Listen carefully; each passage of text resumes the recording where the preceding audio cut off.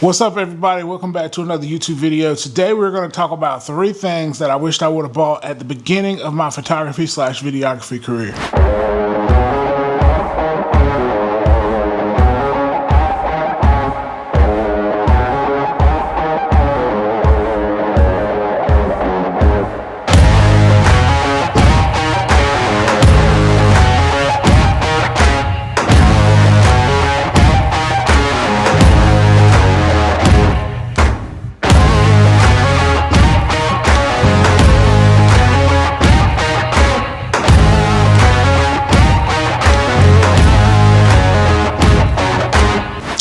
So the first thing on the list has been my Canon 24-70. Now this is the RF version, but I wished I would have bought this at the beginning. I bought like a 35 and I bought a 50 and I bought, I even bought a 70-200, which I love my 70-200, but for just kind of the things that I do, I wished I would have bought the 24-70 first. This lens is one of the most versatile lenses that I think you can have.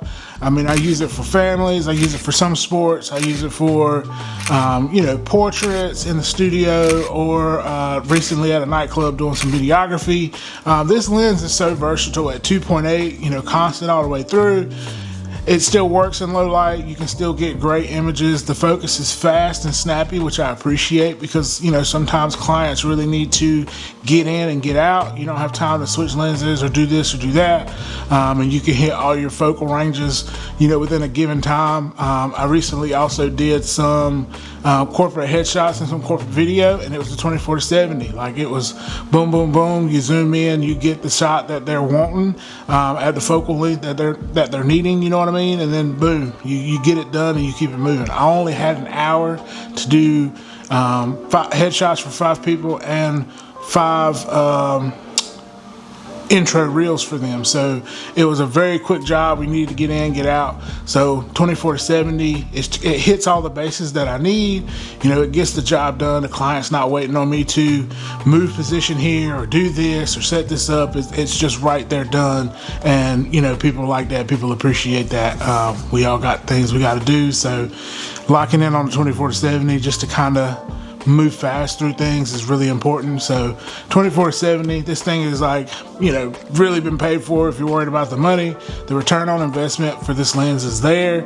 So don't worry about that. Grab it. I think it should be in your bag. And even if you are a prime type of person, I still think you need one of these. All right, moving on.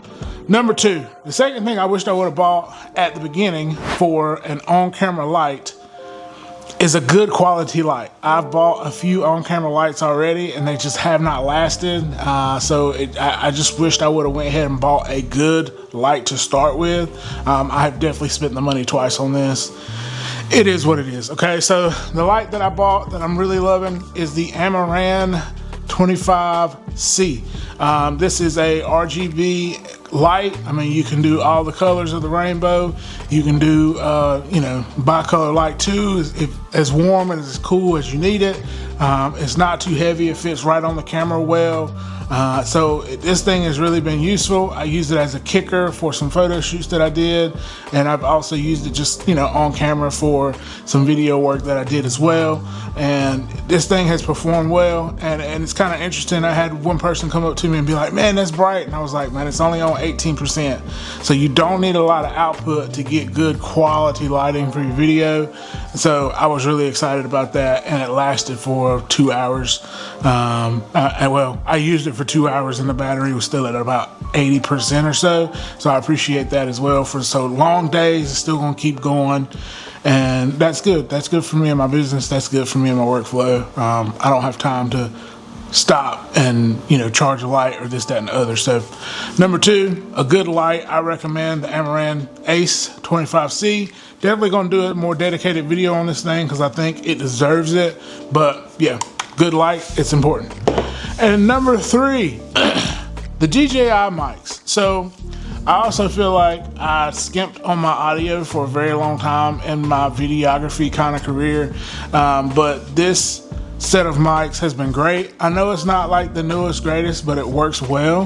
The thing that I really like about it as far as weightings go is you can use the mic and you can actually plug in an 8th adapter to the top here and plug it into whatever soundboard that the DJ has. You might need some cables to make that work, but I can get good, clean quality audio without everything else in the mix, and people really like that for like speeches and that sort of thing. So good quality audio and a video just makes the video seem more professional. It makes things be more heartfelt. I mean, there's nothing more there's nothing better than when you're capturing the speeches in a great quality, and you don't have the wind and everybody else talking. Like, the speech is just clear. 32-bit float. These things are great. I can't recommend these mics enough. I know DJI makes just great stuff, but for me, these mics are great. I don't really feel like I need to upgrade to the smaller ones. I'm sure at some point in time I will, but the DJI Mic 2s, these are awesome, and I really enjoy the carrying case and all that good kind of stuff. So yeah, DJI mics, that was number 3. So there's 3 things that I wished I would have bought, you know, really early in my career. It just would have made things a lot easier, but we're here now, we're happy, and we're going to keep progressing.